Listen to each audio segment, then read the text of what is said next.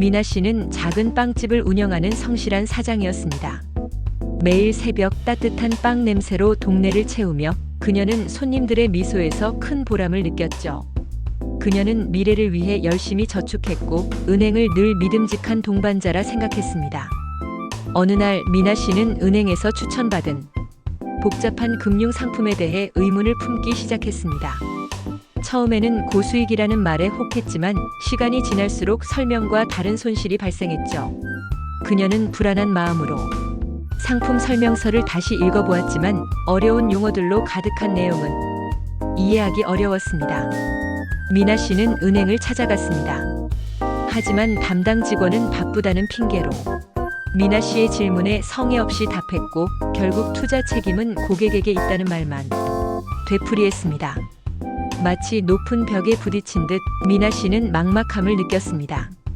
밤늦도록 잠 못 이루던 미나 씨는 우연히 동네 도서관에서 금융 소비자 권리에 대한 강연 포스터를 보게 되었습니다. 강연자는 은퇴한 금융 전문가 김 교수님이었습니다. 지푸라기라도 잡는 심정으로 미나 씨는 강연에 참석했습니다. 김 교수님은 정보의 비대칭성을 악용하는 금융회사의 관행과 소비자의 권리에 대해 쉽고 명확하게 설명해 주었습니다.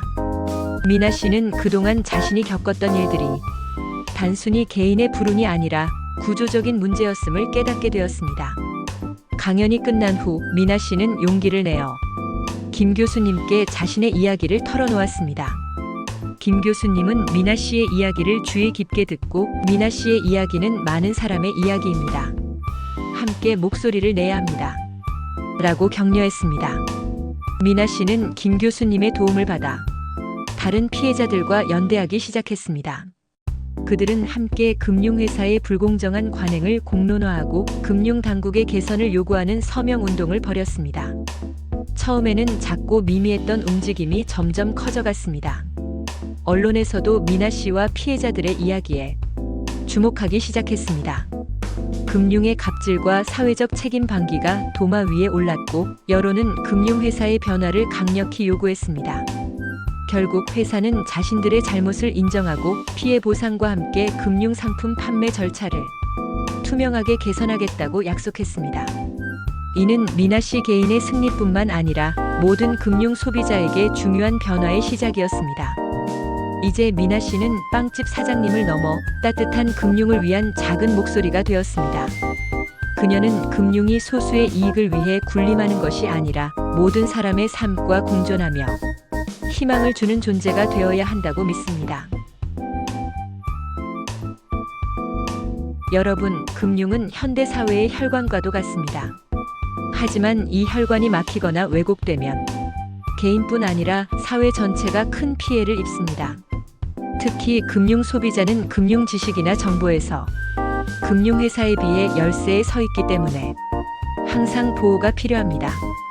이번에는 금융 소비자 보호의 원칙과 더불어 단순히 억제나 규제 차원을 넘어 따뜻하게 공존하는 금융이 어떤 모습이어야 하는지 살펴보겠습니다.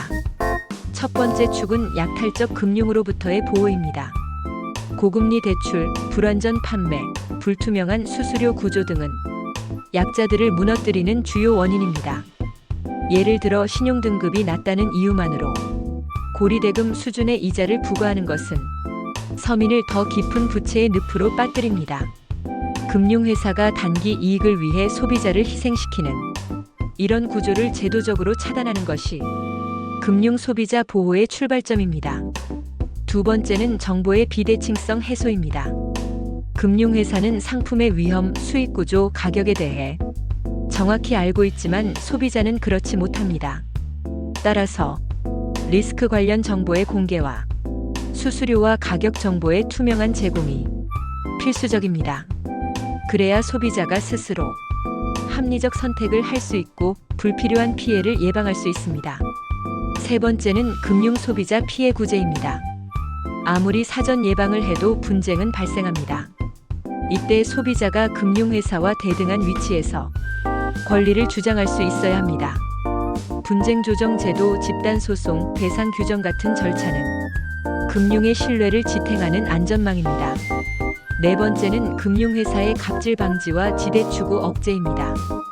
금융회사는 과점적 지위를 가지고 있고 때로는 소비자가 어쩔 수 없이 이용해야 하는 필수 서비스를 제공합니다. 이 지위를 남용해 불합리한 조건을 강요하거나 정보 비대칭을 악용하여 초과 이익을 취하는 것은 사회적 비용만 키우는 행위입니다. 따라서 금융감독은 금융회사가 군림하는 금융을 하지 못하도록 제도적 견제를 가해야 합니다. 마지막으로 중요한 점은 금융이 단순히 규제와 처벌의 대상이 아니라 사회적 책임을 지닌 파트너로 발전해야 한다는 것입니다. 금융회사가 단순히 주주의 이익만 추구하는 것이 아니라 사회 전체의 신뢰를 기반으로 서민, 청년, 노인 등 다양한 계층과 함께 가는 포용적 금융이 필요합니다. 즉, 군림하는 금융이 아니라 따뜻하게 공존하는 금융. 이것이 우리가 지향해야 할 새로운 패러다임입니다. 정리하겠습니다. 금융 소비자 보호는 단순한 시혜가 아니라 금융의 지속 가능성을 위한 핵심 기반입니다. 약탈적 금융 방지, 정보의 비대칭 해소, 피해 구제, 금융회사의 갑질 억제, 사회적 책임, 그리고 따뜻하게 공존하는 금융. 이 6가지 원칙이 제대로 작동할 때 금융은 단순한 돈의 흐름을 넘어 사회적 신뢰와 공동체의 번영을 지탱하는 힘이 될 수 있습니다. 이상입니다. 감사합니다.